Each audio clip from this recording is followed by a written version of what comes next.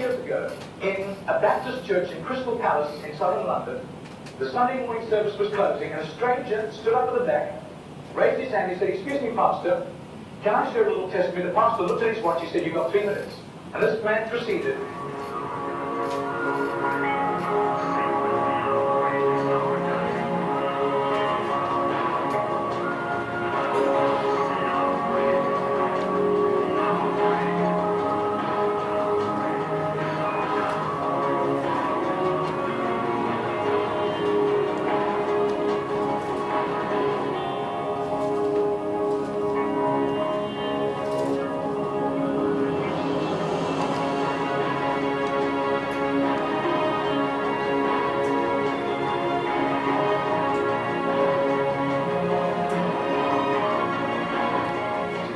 Now this London preacher flew back to the UK and was speaking at the Keswick Convention in the Lake District. And he threw in these 3 testimonies. At the close of his teaching session, 4 elderly pastors came up and said, "We got saved between 25 and 35 years ago, respectively, through that little man on George Street giving us a tract and asking us that question." He then flew the following week to a similar Keswick Convention in the Caribbean, to missionaries. And he shared the testimonies. At the close of the teaching session, 3 missionaries came up and said, "We got saved between 15 and 25 years ago, respectively, through that little man's testimony and asking us that same question on George Street in Sydney." Coming back to London, he stopped outside Atlanta, Georgia, to speak at a naval chaplains convention.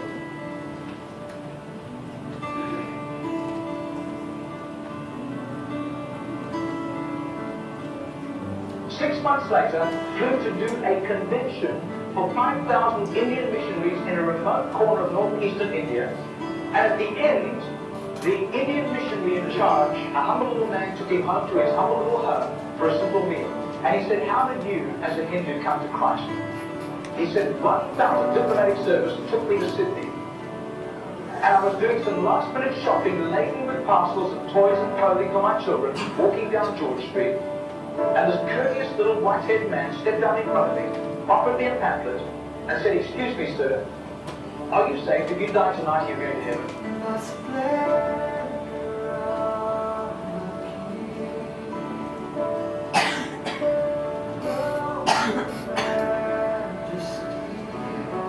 I do. His name is Mr. Gettle, but I don't think he does it anymore. He's too frail and elderly.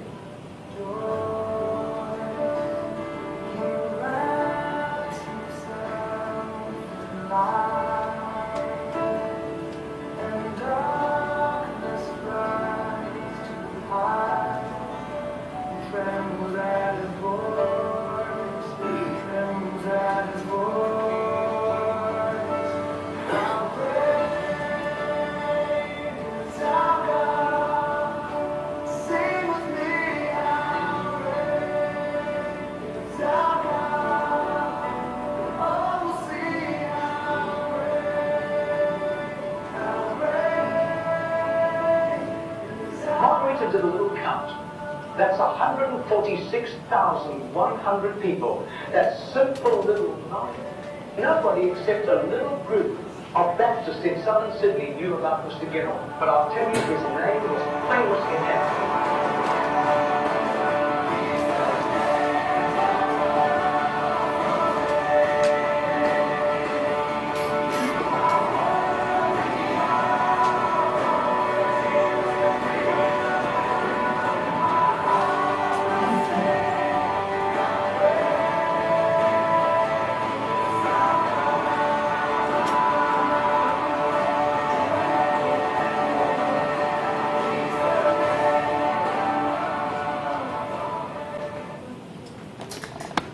여러분 신앙생활 하시면서 아니면 혹은 그냥 길거리를 지나가시면서 이런 질문 한번 받아보신 적 있으십니까? 만약 오늘 당신이 죽는다면 천국에 갈 수 있습니까? 오늘 말씀의 제목인데요. 만약 오늘 당신이 죽는다면 천국에 갈 수 있습니까? 라고 옆에 계신 분에게 한번 여쭤보시죠. 한번 질문해 보세요. 시작. 웃음으로 때우지 마시고요. 꼭 대답을 한번 들어보십시오. 만약 오늘 내가 죽는다면 난 천국에 갈 수 있을까? 만약 당신이 오늘 죽는다면 천국에 갈 수 있습니까? 여러분 어떠한 대답을 얻으셨나요?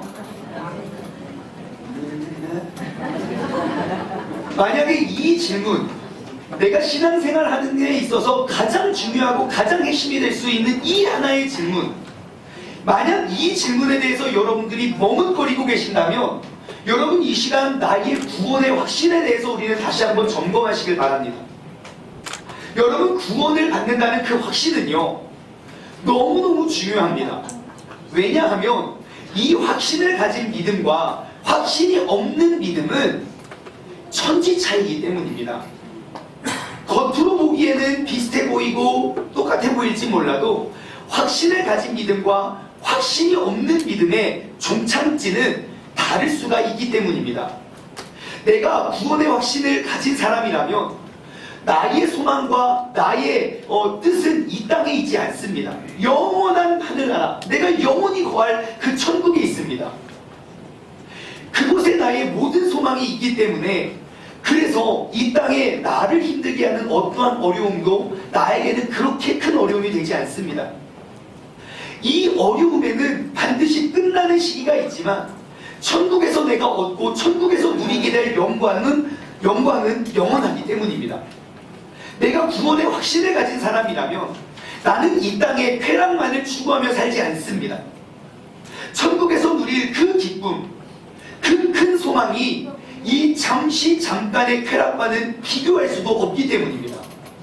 구원의 확신, 나는 오늘 죽으면 천국에 갈 수 있을까?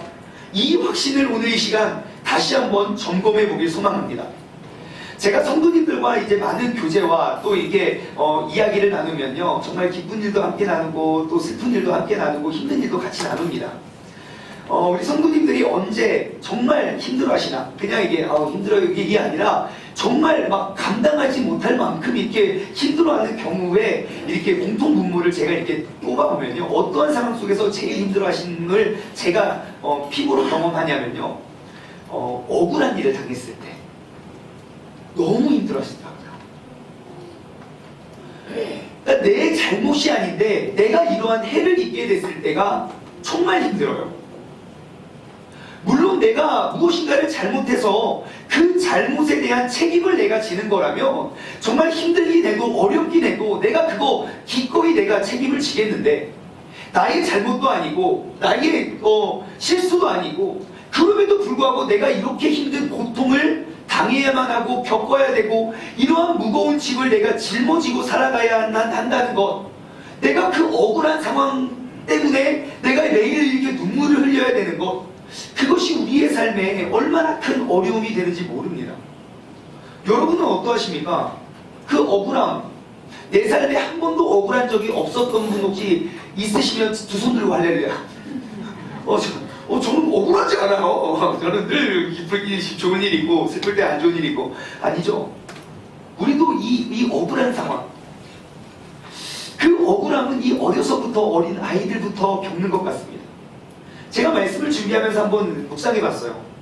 이 세상에서 가장 큰 억울한 상황이 언제였을까? 그리고 이 세상에서 가장 억울한 인생을 살았던 사람이 누굴까? 여러분, 인류 역사에 있어서 가장 억울한 인생을 살았던 사람이 누굴까요? 누구요? 예, 딱 한 명 저도 고민하지 않고 떠오르더라고요. 바로 예수님이요. 이 세상에서 가장 억울한 인생을 사셨고 가장 억울한 누명을 짊어지시고 가장 괴로운 모습으로 돌아가신 분. 예수님께서 뭘 잘못하셨길래 모든 사람들 앞에서 공개적으로 그렇게 비난과 손가락질을 욕을 들으셔야 됐을까요?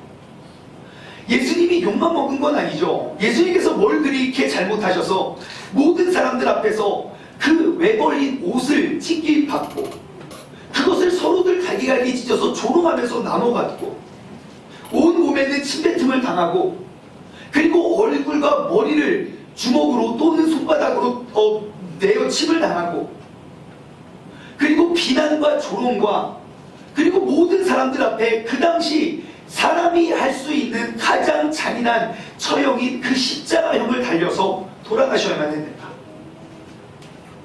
아무런 죄가 없으신 그분께서 십자가에 달려서요, 하나님의 능력과 파워를 다 서슴없이 보여주셔도 돼요. 아낌없이.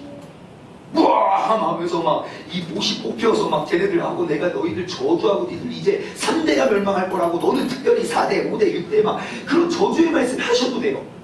왜요? 이 모든 것들이 억울함이니까요. 그런데 왜 아무 죄가 없으신 그분께서 억울하게 이 모든 일을 감당하셨는가? 제가 그 예수님을 딱 떠올리면서 궁금해진 게 있었습니다. 뭐냐? 도대체 예수님께서는 이 억울함을 어떻게 이겨내셨을까라는 질문이에요. 아마 2000년 전이나 지금이나 억울한 일 이렇게 막 터지면 내가 억울하게 누명을 입거나 억울하게 누명을 쓰거나 억울한 내가 정말 나의 잘못 없이 내가 그렇게 힘든 상황에 처하면 우리는 그 억울함을 이렇게 막 눈이 뒤집어지고 피가 막 거꾸로 심장에서 피를 뿜는 게 아니라 막 거꾸로 심장이 불타올라서 우리가 잠을 못 이루는 거 아닙니까? 근데 어떻게 예수님께서는 그렇게 수많은 억울함을 능히 감당하셨을까? 제가 발견한 답이 있습니다. 아마 우리도 오늘 이 시간에 이 답만 내가 발견한다면 여러분 앞으로의 인생 가운데 모든 아픔과 모든 억울함도 능히 감당할 수 있는 힘을 얻게 될 줄 믿습니다. 예수님께서요, 이 모든 억울함을 이겨낼 수 있었던 큰 이유는요, 내가 당하는 고통보다 이 자리에 있는 우리가 구원받는 기쁨이 더 크기 때문입니다. 내가 욕먹고 내가 매맞고 내가 추함을 당하더라도 그것을 통해서 주님을 알지 못해 영원히 지옥에 갈 수밖에 없는 한 영혼이라도 변화되고 새롭게 되어서 영원한 천국을 얻을 수만 있다면, 나의 고통은 잠시 잠깐이고 나의 고통은 결국 끝이 있지만 영원히 누리게 될, 영원히 받게 될 그 고통은 끝이 없기 때문에 내가 이 땅 가운데 내가 겪는 아픔과 억울함과 누명쯤은 아무것도 아니야. 나는 천국의 소망이 있었기 때문입니다. 제가 근거를 대드릴까요? 예수님이 잡혀갔을 당시 예수님을 3년 동안 쫓아다녔던 제자들은 하나같이 다 도망갔습니다.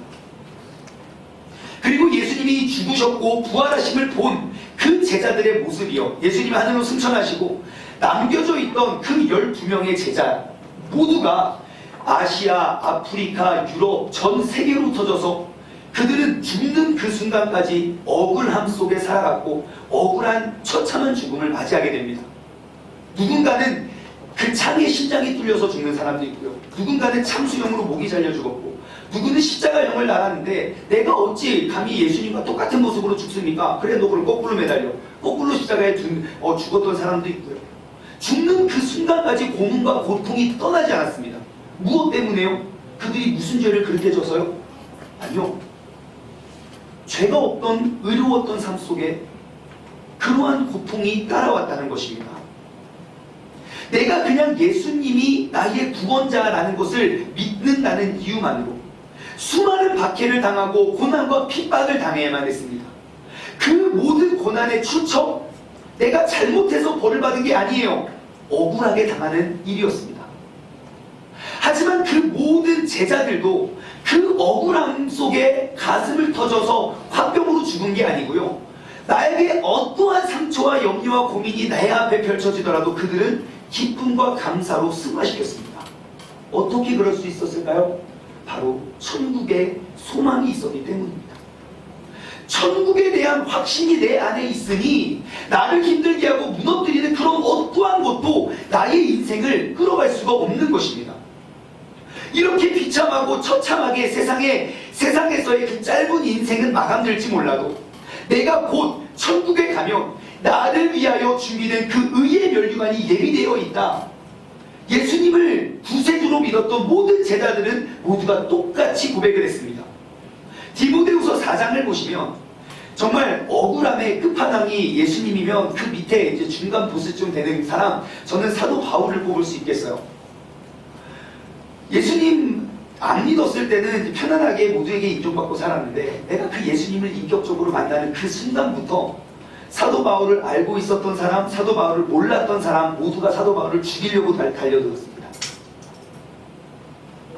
그런데 그의 인생을 다 마감할 때쯤 내가 이제 곧 죽을 때가 멀지 않았다라는 걸 깨달았던 사도 바울은요, 그의 정말 신복이었는데 정말 심장을 나눌, 피를 나눌 그 제자 디모데에게 유언을 남깁니다. 그 사도 바울의 유언의 모습이 디모데후서 4장에 보면 기록되어 있는데, 그 중에 7절과 8절에 보면 사도 바울은 이렇게 고백을 합니다. 나는 선한 싸움을 싸우고 나의 달려갈 길을 마치고 믿음을 지켰으니. 잠깐만요. 나는 이 땅을 어떻게 살았어요? 선한 싸움을 싸우며 살았고, 나에게 달려갈 길, 나에게 주어진 사명과 그 모든 일들을 내가 다 이루고 그 길을 마쳤는데, 중요한 게 무엇입니까? 믿음을 지켰다는 거예요. 나의 달려갈 길을 위해서 내가 믿음을 저버리고, 내가 선한 일을 위해서 내가 억울한 일을 당하지 않기 위해서 내가 믿음을 버린 게 아니라, 나의 모든 선한 싸움을 싸우고 달려갈 길을 마쳤음에도 내가 믿음을 지켰다는 거예요. 그의 고백은 이어집니다. 이제 후로는 나를 위하여 의의 면류관이 예비되어 있으므로 주 곧 의로우신 재판장이 그날에 내게 주실 것이며, 나에게만이 아니라 주님의 나타내심을 사모하는 모든 자에게도 그러할 것이다. 여러분, 사도 바울은요, 예수님을 만난 이후로 죽는 그 순간까지 믿음을 지키기 위하여 내가 모든 상황과 매일매일 낮이고 밤이고 억울함 속에서만 살았습니다. 그를 알았던 대부분 모든 사람들은 그를 죽이려고 달려들었기 때문이죠. 하지만 사도 바울, 그의 인생은 어떠했나요? 신약성경 27권의 책 중에 총 13권의 서신을 사도 바울이 기록합니다. 여러분, 신약성경 전체에 감사라는 단어를 제일 많이 한 사람이 누군지 아십니까? 사도 바울입니다. 사도 바울이 읽은 서신을 보십시오. 그의 배경은 몰라도 글만 읽으면요, 이 사람 너무너무 행복한 삶을 삽니다. 왜일까요? 왜 그는 그렇게 억울한 상황 속에서 기쁨과 즐거움을 누리며 살았을까요? 나를 통하여, 이 부족하고 죄 많은 이 몸을 통하여 구원받는 영혼을 바라보니, 나의 상처는, 나의 아픔은 금방이면 회복이 되지만 그의 영원한 운명은 영원히 가기 때문에 내가 당하는 아픔은 아무것도 아닌 거예요. 내가 그 잠깐의 고통을 통해서 한 영혼이 영원한 천국을 얻게 될 수만 있다면 나는 능히 더욱더 억울한 일도 감당할 수 있다는 것이죠. 천국을 향한 그의 구원의 확신이 이 땅 가운데 어떠한 어려움도, 어떠한 절망적인 상황도 그를 사로잡을 수가 없었던 것입니다. 예수님께서 그 억울한 죽음이 남겨놓으셨던 그 믿음의 유산은 그를 따르던 모든 제자들로 하여금 세상의 모든 억울함을 기쁨과 감사로 승화시켜낼 수 있는 힘을 주어 허락하신 줄 믿습니다. 그게 바로 천국을 소망하는 것입니다. 여러분, 정리해볼까요? 이 땅 가운데서 가장 억울한 인생이라 말할 수 있는 사람들이 기쁨과 감사로 이겨낼 수 있었던 유일한 원동력이 뭡니까? 딱 하나, 구원의 확신입니다. 구원이 있었기에 그들의 삶은 헛되지 않았습니다. 구원이 그들의 삶 속에 확실히 있었기 때문에 그가 눈으로 보고 피부로 느끼는 억울함은 곧 기쁨과 감사가 되었습니다. 그렇다면 이것을 반대로 생각해 볼까요? 구원이 없는 신앙, 구원의 확신이 없는 믿음, 그 구원의 확신이 없는 성도들이야말로 이 세상에서 가장 억울한 사람이 되지 않을까요? 세상에서 가장 억울해 보였던 그 인생들이 2000년이나 지난 오늘까지 가장 고귀한 인생들로 이름이 남겨진 이유, 그들의 삶 가운데 천국을 확신하고 천국을 이 땅 가운데 누렸기 때문입니다. 천국을 얻기만 하면 어떠한 고통도, 어떠한 고문도, 어떠한 억울한 일도 더 이상 나를 힘들게 만들지 않기 때문입니다. 하지만 이 땅을 살면서 특히 내가 주님을 안다고 말하고 주님께 예배드린다 말하는 그러한 사람들이 모여서 우리가 천국을 누리는 삶을 살아가지 못하고 그 천국을 위한 우리의 확신이 없이 우리가 인생을 살아간다면 그만큼 억울한 인생이 또 어디에 있겠습니까? 여러분은 어떠한 인생입니까? 이 땅을 사는 가장 억울한 인생의 주인공입니까? 아니면 세상의 기준으로 보았을 땐 억울한 인생처럼 보이나 영원한 하늘나라의 의로운 면류관이 가득가득 준비되어 있는 인생의 주인공입니다. 여러분, 지금 이 자리에 앉아있다고 해서 모두가 천국에 이르르지 못할 수도 있습니다. 명심하십시오. 내가 교회 많이 간다고, 교회 자주 간다고 천국에 가는 거 아닙니다. 내가 봉사를 열심히 한다고 천국 문이 점점 넓어지지 않습니다. 바로 이 고민을 했던 사람이 오늘 본문 말씀의 주인공입니다. 예수님께서 길을 가십니다. 근데 한 20대쯤 되었을까? 한 건장한 청년이 사람들이 둘러싸여 있는데 갑자기 앞으로 막 사람을 미치면서 뛰어가서 예수님 앞에 무릎을 꿇으며 간절하고 애절하게 물어봅니다. 선생님, 내가 무엇을 하여야 영생을 얻을 수 있습니까? 이 말씀, 이 질문을 통해서 우리가 알 수 있는 것들이 몇 가지가 있는데요. 자, 지금 이 청년은 어떠한 청년이냐? 예수님이 물어봅니다. 야, 율법에는 말씀이 뭐라고 기록되어 있든? 물어보니까 간음하지 말라, 살인하지 말라, 도둑질하지 말라, 거짓 증언하지 말라, 속여서 빼앗지 말라, 그리고 내 부모를 공경하라, 뭐 이런 거 말씀하셨습니다. 그래? 그럼 그 말씀대로 살아, 말씀대로 지켜. 아유 선생님, 그거는 제가 어려서부터 다 지켜왔던 것입니다. 예수님이 너무 놀라고 감동을 받아요. 근데 이 청년이 예수님 앞에 무릎을 꿇는다는 그 사건을 통해서 우리가 알 수 있는 건, 여러분, 지금 이 청년은요, 어려서부터 십계명의 말씀을 다 지키며 살았던 사람입니다. 그런데 내가 세상에서 조금도 흠이 없고 부모를 공경할 줄 알고 모든 율법을 지키며 살아왔던 청년이 내가 누구 앞에서 무릎을 꿇을 일이 있겠습니까? 무릎을 언제 꿇나요? 여러분, 살면서 낯선 자 앞에서 무릎 꿇어 보셨습니까? 아는 사람 앞에서도 무릎을 꿇고 내 자존심이 상하는데, 알지도 못하는 사람 앞에 가서 그 의로웠던 그 청년이, 죄가 없고 흠이 없었던 청년이 무릎을 꿇었다는 건 무엇을 이야기하나요? 천국을 갈망하는 거예요. 나는 그 천국이 너무너무 가고 싶은 거예요. 그 천국을 가는 것이 목적으로 두고 이 사람은 살았다는 거예요. 내가 천국을 가기 위해서 여러 가지 모든 율법을 다 지켰습니다. 내가 천국을 위해서라면 내가 낯선 사람 앞에, 모든 사람들 앞에 내가 무릎 꿇어도 나는 괜찮습니다. 하지만 문제는 무엇입니까? 그렇게 의롭게 살긴 했지만 그 안에 천국을 소망하는, 천국의 구원의 확신이 없었다는 것이죠. 천국을 목적으로 살아오긴 했지만 그 천국을 이 땅 가운데 누리면서 살지는 못했습니다. 내가 천국에 가기 위해서 열심히 노력은 했지만 내가 천국에 간 사람답게 이 세상을 살아가지 못했다는 것입니다. 아, 우리가 알 수 있는 건 무엇입니까? 이렇게 열심히 신앙생활하고 열심히 봉사하더라도 구원의 확신이 없을 수도 있구나. 이렇게 열심히 봉사하고 열심히 헌신하고 열심히 섬기더라도 내 안에 그 천국을 이루고자 하는 구원의 확신이 없을 수도 있겠구나. 여러분, 오늘 이 시간 여러분의 믿음을 점검해 보시길 바랍니다. 나는 오늘 밤에 죽는다면 난 천국에 갈 수 있는 사람인가? 아니면 그렇지 못하는 사람인가? 오늘 이렇게 예배 드리는데 갑자기 건물이 무너져서 우리가 다 죽는다면 과연 이 중에 몇 명이나 하늘나라에서 다시 만날 수가 있을까? 내가 이렇게 신앙생활을 해오면서 이 질문에 대한 본질적이고 핵심적인 이 질문에 대해서 내가 명확히 답을 하지 못한다면, 나에게 100%의 확신이 없다면, 여러분, 오늘 이 시간, 지금 이 자리가 여러분의 구원의 확신을 점검하고 확인할 수 있는 가장 소중한 시간이 되길 바랍니다.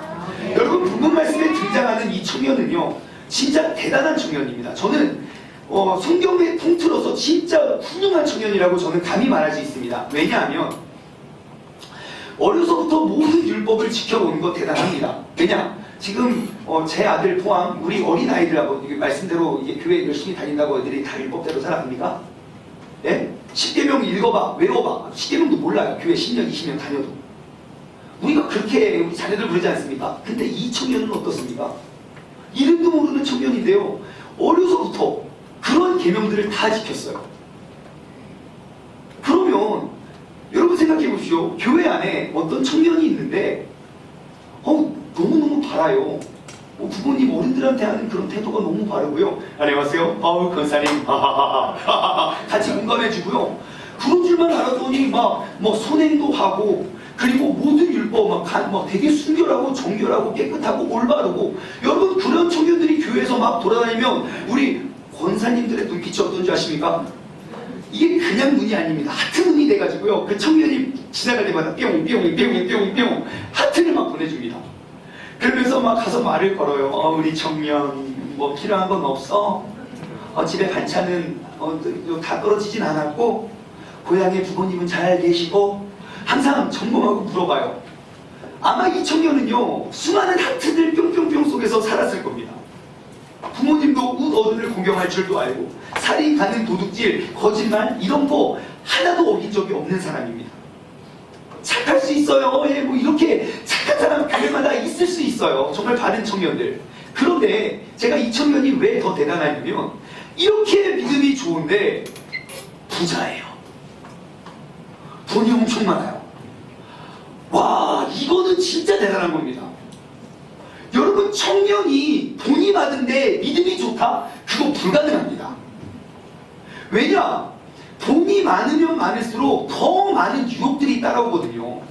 내가 무슨 이게 방황하다가 결혼 잘 해가지고 가정을 챙기느라 내가 유혹에서 벗어나는 건 이해는 하겠는데, 이 젊은 청년이 돈이 많아요. 그런데 성품이 바르고 행실이 고나요. 와, 이게 진짜 우리가 맨날 기도하는 우리 사위감 아닙니까? 네? 우리 아들보다는 별로 사위가 좀 더 나은 것 같아요. 그런데 더 대단한 건요, 이 청년의 태도예요. 내가 진리를 얻기 위해서라면, 내가 구원을 얻을 수만 있다면 기꺼이 낯선 사람 앞에 무릎을 꿇을 뿐만 아니라 모든 사람들 앞에 내가 무릎을 꿇을 수 있다는 열정을 가진 청년이었어요. 정말 아무리 생각하고 요리 보고 저리 가도 정말 멋진 청년이 아닐 수 없습니다. 더 멋진 부분이 뭔지 아십니까? 예수님께서도 이 청년이 너무 귀했던 거예요.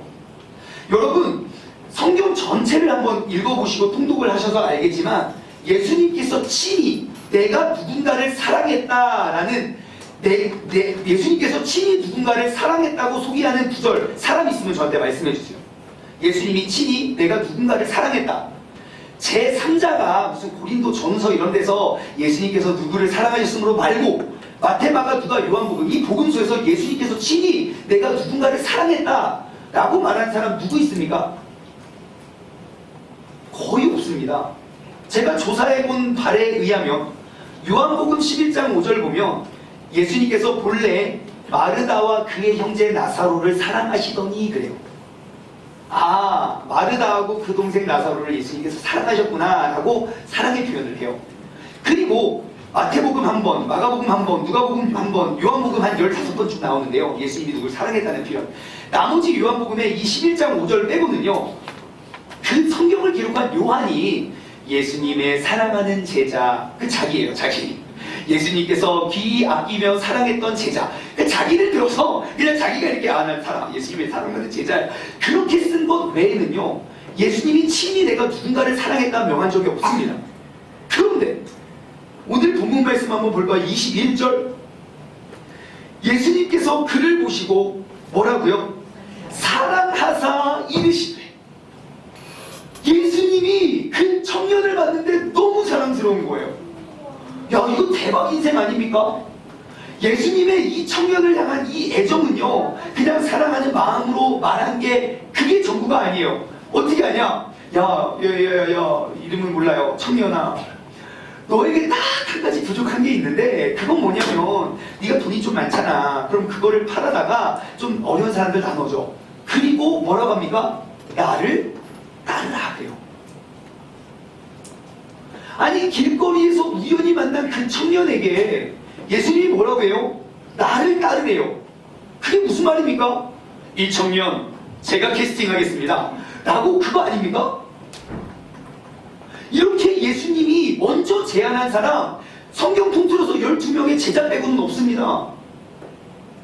그런데 이 청년이 예수님의 그러한 초청에 베드로라는 제자, 그리고 나머지 12명의 제자 모두는 자신이 살고 있던 그런 모든 배도 버리고 그물도 버리고 하던 일도 버리고 예수님을 따랐던 반면, 참으로 안타까운 건 이렇게 위대하고 훌륭한 청년이 근심하고 슬퍼하며 떠난 이후에 돌아왔다는 구절이 없습니다.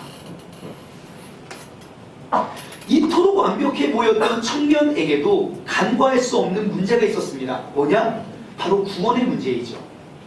천국을 간절히 소망하고 천국을 가기 위해 어려서부터 그 모든 신앙생활을 멋지게 해왔었는지 모르지만 그에게 있어서 천국이란 이런 거예요. 내가 무엇을 해야지만 천국에 갈 수 있었다고 믿었던 것입니다. 오늘 본문 말씀 17절에 보면 나와 있지요. 예수님께서 나가실 때 한 사람이 달려와서 꿇어 앉아 물어 여짜오되 선생님, 내가 무엇을 하여야 영생을 얻을 수 있습니까? 그렇습니다. 이 청년의 머릿속에는 무엇을 해야만 천국을 갈 수 있다고 생각한 거예요. 여러분, 천국에 가는 수 있는 사람이기 때문에 무엇을 하는 것이지 우리가 무엇을 했다고 해서 천국을 갈 수 있는 게 아닙니다. 천국은 그렇게 가는 게 아니에요. 다시 말해 우리가 하고 있는 봉사와 그 섬김의 동기가 내가 구원받은 사람이기 때문에 그 은혜 속에 마땅히 하는 고백이 되어야지 내가 이렇게 열심히 봉사하고 헌신했다고 해서 그게 구원받을 수 있는 것은 아니라는 겁니다. 구원받을 사람으로서 신앙생활을 하는 것과 구원을 받기 위해 신앙생활을 하는 것 정말 큰 차이가 있습니다. 제가 한번 그림으로 표현을 해드릴게요. 지난 우리 특세 때 제가 잠깐 나눴던 그림인데요. 자, 우리의 인생이 이렇게 있습니다.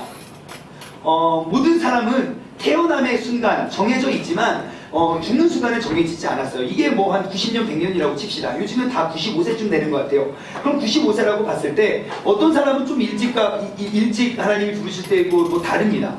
그리고 이 인생 이후에는 무엇이 있습니까? 영원한 삶이 있습니다. 이것을 우리는 사후세계라고 해요. 근데 모든 종교와 모든 신앙, 모든 믿음의 공통점은요, 이 사후세계에 대해서 부정하는 종교는 없습니다. 왜냐? 제가 한 가지만 근거를 내드리면 만약에 사후세계가 없다고 칩시다. 그럼 우리 인생의 최고의 축복은 죽음입니다. 죽으면 됩니다. 사후세계가 없어요. 그럼 죽으면 돼요. 힘든 일 죽어. 근데 왜 참어? 저 처자식을 어떻게 해요? 걔도 그냥 죽으면 돼요. 사후세계가 없다면. 또한 사후세계가 없다면 모든 종교를 막론하고 죽은 사람을 지릴 필요가 없습니다. 끝인데 왜 기도요? 여러분 강아지 죽는다고 1년에 한 번씩 막 그날을 기억하면서 눈물 흘리십니까? 아니요. 오직 인간에게만 이 사후세계가 있기 때문에 모든 종교를 막론하고 이 사후세계를 논하는 거예요. 왜 우리가 그렇게 힘들고 억울하고 어려워도 우리가 참고 견뎌야 됩니까? 우리는 죽음이 무서운 게 아니에요. 죽음 이후에 삶이 무서운 거예요. 그래서 사람들이 그렇게 살려달려 애원하는 거예요. 여러분, 우리가 이 천국에 이르를 수 있는 이 단계를 성경에서는 이게 굉장히 중요한 단어니까 여러분 꼭 기억하십시오. 이것을 구원의 3양상이라고 하는데요. 꼭 이 단어 기억하세요. 칭의라는 단어. 뭐라고요? 예, 칭의, 그리고 성화라는 단어, 그리고 영화라는 단어입니다. 한번 따라해볼까요? 칭의, 성화, 영화. 자, 칭의는 무엇이냐면 나는 태어나서 이렇게 인간의 지옥에 갈 수밖에 없지만 나 같은 죄인을 택하여 구원해 주신 그 주님으로 말미암아 나는 죽어서 이제 천국에 갈 수 있습니다. 내가 믿는 그 믿음으로 말미암아 나는 구원 얻을 수 있습니다 라고 고백하는 게 칭의예요.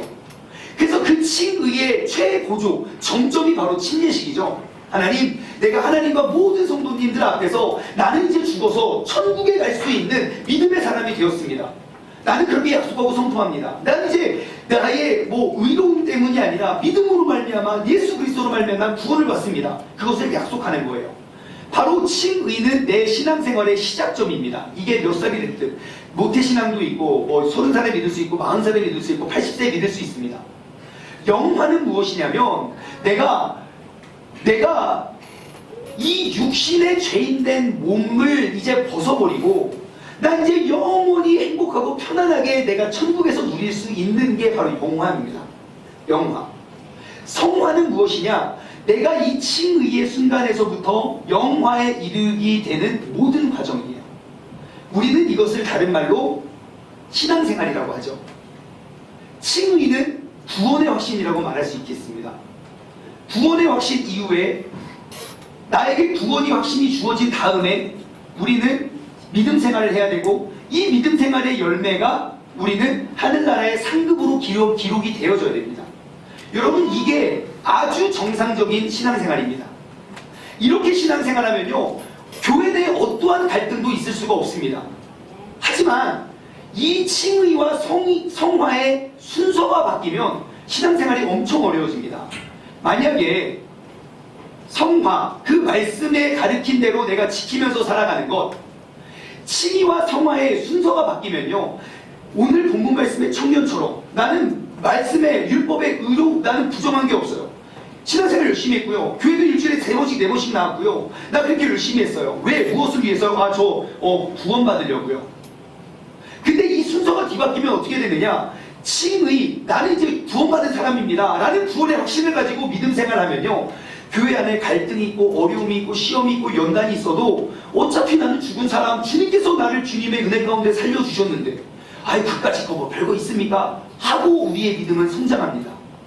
어려움이 크면 클수록 그들은 참 기쁨과 참 행복을 만끽하고 누립니다. 마치 예수님과 그의 제자들처럼. 근데 내가 칭의를 위해서 내가 성화의 길을 걷잖아요. 교회 생활 조금만 하다가 뭐 서운해요. 삐쳐요. 내가 뭐 이 고생하고 이 욕 먹으려고 내가 교회 다니나? 안 다녀. 순서가 바뀌어서 그래요. 구원의 확신이 먼저 있은 다음에 주님의 모습을 닮아가는 매일매일의 성화의 과정이 있다 보면 우리는 영광스러운 하나님의 그 천국에서의 영화를 누릴 수 있는데, 순서를 바꿔버렸어요. 내가 이렇게 살면 구원 받겠지, 내가 이렇게 착한 일 하면 하나님 기뻐하시겠지, 내가 이렇게 헌금 많이 하면 주님께서 나에게 축복을 주실 거야. 10배, 100배, 1000배로 뻥치기 위해서. 여러분, 이 순서가 바뀐 신앙생활 10년, 20년, 100년, 1000년을 해도 우리는 결정적인 그 순간에 주님을 모른다 돌아서고 갈 수 있는 사람이 될 수도 있습니다. 예수 그리스도로 말미암아 나는 구원받았다. 그 칭의로부터, 구원의 확신으로부터 여러분의 매일매일의 삶이 성화되어지시길 바랍니다. 여러분, 칭의를 위한 성화는요, 신앙생활을 하면 할수록, 봉사를 많이 하면 많이 할수록 지쳐요. 힘이 빠져요. 나 화딱지 나서 못 해먹겠어요. 왜요? 내 안에 내가 가득하니까. 근데 나 같은 죄인은 죽여버리고 내가 믿음으로 말미암아 구원을 얻었습니다. 그렇기 때문에 내가 이것도 봉사하고 이것도 섬기고 이러한 일을 합니다. 어떠한 갈등도 나를 넘어뜨릴 수가 없는 것입니다. 그렇다면 우리는 어떻게 구원을 받을 수 있습니까? 오늘 본문 말씀에서 그 구원받는 방법에 대해서 나와 있습니다. 20절, 21절 보면 예수님, 그가 여자오되 선생님, 내가 모든 걸 어려서부터 다 지켰습니다. 그러니까 예수님이 보시고 사랑하여 이르시되, 야, 아직 너에게 한 가지 부족한 게 있는데 가서 너에게 있는 것, 네 가진 게 좀 많잖아. 좀 있긴 하죠. 그거 다 팔아다가 가난한 자들에게 줘. 그러면 하늘에서 보화가 너에게 있을 거야. 그리고 나서 나를 따라라. 나의 제자가 되지 않으면 구합니다. 예수님께서 지금 요구하시는 게 뭡니까? 여러분, 돈이라고 대답하시면 정말 하나님에 대해서 오해하고 계시는 겁니다. 하나님이 요구하는 게 뭡니까? 여러분, 하나님 돈 엄청 많아요. 예수님이 그냥 뭐 마구간에 태어나셨다고 예수님은 집도 없고 월세도 없어가지고, 여러분 그런 분이 아니에요. 우리가 잘못 알고 있는 거예요. 하나님 어떤 분이세요? 그냥 말만 뿅 하면 막 태양이고 별이고 달이고 그냥 다 만드시는 분이에요. 여러분, 기독교 역사에 진짜 돈 없어서 하나님의 뜻 이루어지지 않은 거 하나도 없어요. 노아의 방주, 그 100년 가까이 방주를 지으면서 하나님 뭐 건축 헌금 아무도 안 했어요. 근데 다 언급해 주시잖아요. 오늘날 교회 역사도 마찬가지입니다. 우리가 돈 없어서 일 안 되는 거 아니에요. 근데 우리는 어떻게 여깁니까? 내가 맨날 10,000원 헌금하다가 1,000원 헌금하다가 하루는 큰맘 먹고 오늘 감사한 일 있어 10만 원 헌금해요. 그럼 일단 욕해요. 좀 펴집니다. 하나님 오늘 좀 했어요? 예? 나 많이 했으니까 의로워요. 그러다가 뭔가 하면 또 당첨됐어요. 100만 원, 1000만 원 헌금했다고 칩시다. 1000만 원. 빠! 아무도 몰라주면 삐쳐요. 내가 1,000만 원이나 헌금했는데 이게 어디 돈인데? 그게 우리의 신앙생활 아닙니까? 나 1,000만 원 했으니까 1억으로 불려주세요. 그럼 다 구원받을 수 있을지도 몰라요. 여러분, 하나님에 대해서 너무 오해하고 계시는 거예요. 하나님이 요구하시는 게 무엇입니까? 성경을 통해 우리가 알 수 있는 건 하나님은 누군가에게는 명예를, 누군가에게는 자녀를, 누군가에게는 시간을, 누군가에게는 자존심을, 다시 말해 내 삶에 주님을 바라보지 못하고 주님께 나아가지 못하는 어떠한 것이라도 그 모든 우상을 꺾어버리라고 주님은 요구하십니다. 단지 그겁니다. 오직 주님만 의지하라는 말이죠. 오직 우리가 주님을 의지할 때 우리는 비로소 주님을 따를 수 있게 되는 것입니다. 다른 말로 표현하면요, 세상의 모든 것들이 목적이 되어서 우리가 엉겁결에 얻어지는 그 구원이 아니고요, 우리가 천국을 소망하는 사람, 오직 예수 그리스도가 내 삶의 목적이 되면 내가 누릴 수 있는 모든 것들은 도구가 됩니다.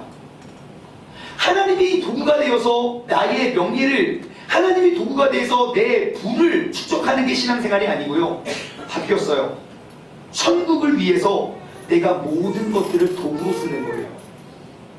예수님께서 내 삶의 목적이 되시면 내가 지금 굴리고 내가 만지는 돈은 하나가 모두가 다 도구가 됩니다.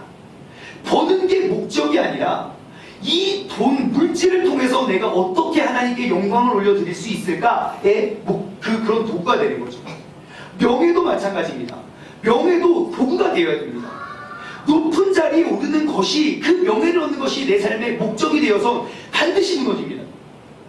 하지만 그것이 도구가 됐을 때 우리의 인생은 영광스러워지거든요.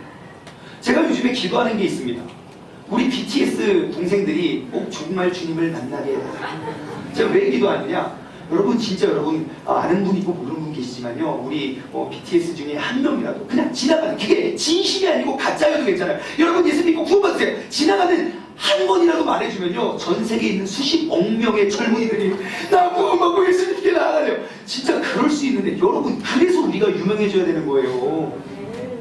내가 돈 많이 벌고 나중에 이렇게 이게 막 무슨 막 이상한 거 찍고 그런 사람 되는 게 아니고요, 내가 그 명예가 하나님의 영광을 위한 도구로 쓰라고요.